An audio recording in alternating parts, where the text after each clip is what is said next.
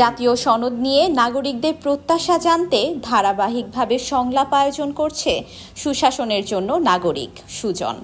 রোববার রাজশাহীতে আয়োজিত সংলাপে জেলার পাশাপাশি পাবনা, চাঁপাইনবাবগঞ্জ ও নাটোরের বিভিন্ন পেশার নাগরিকরা অংশ নেন। উদ্দেশ্য একটাই যে আসলে আমরা রাজনৈতিক দলগুলো একভাবে চিন্তা করছি, নাগরিক সমাজ আমরা কি ভাবছি, আমরা কি চাই, কিভাবে দেখতে চাই একটি টেকসই গণতান্ত্রিক বিকাশের জন্য এই ভাবনাগুলোকে এক জায়গায় আনা গঠন করেছে।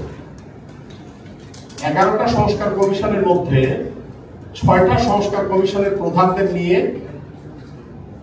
প্রধান উপদেষ্টার নেতৃত্বে একটা জাতীয় ঐক্যমত্য কমিশন গঠিত হয়েছে।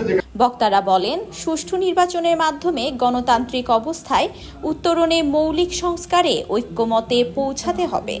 সেজন্য অধ্যাদেশের মাধ্যমে কিছু আইন পাশ করা জরুরি। আমাদের দেশের প্রেক্ষাপটে যেটা দেখা যায় যে অধিকাংশ রাজনৈতিক নেতৃবৃন্দই অর্থনৈতিকভাবে কোনো উপার্জনক্ষম না। এই কারণে অনেক সময় তারা নানা রকম দুর্নীতিতে আসক্ত হয়ে পড়ে, কারণ মানব পরিচালনার ক্ষেত্রে অর্থের কোনো বিকল্প নেই। তো আমি মনে করছি অর্থনৈতিকভাবে কোনো সচ্ছল এবং উপার্জনক্ষম ব্যক্তি যদি রাজনীতিতে আসে, তাহলে মনে হয় যে দুর্নীতি অনেকাংশ কমানো সম্ভব হতে পারে। লুটির জন্য অবৈধ কামাইয়ের জন্য সংসদরা এলাকায় আসে এবং বিভিন্নভাবে সংগঠন মারামারি, লুটতরাজ বিভিন্ন রকম করে। প্রথম নম্বর করা উচিত যে সংসদ সদস্যরা আইন প্রণয়ন ছাড়া অন্য কোনো কাজে যেতে পারবে না। বক্তারা আরো বলেন, দ্বিকক্ষ বিশিষ্ট আইনসভায় ক্ষমতার ভারসাম্য প্রতিষ্ঠা করতে হবে।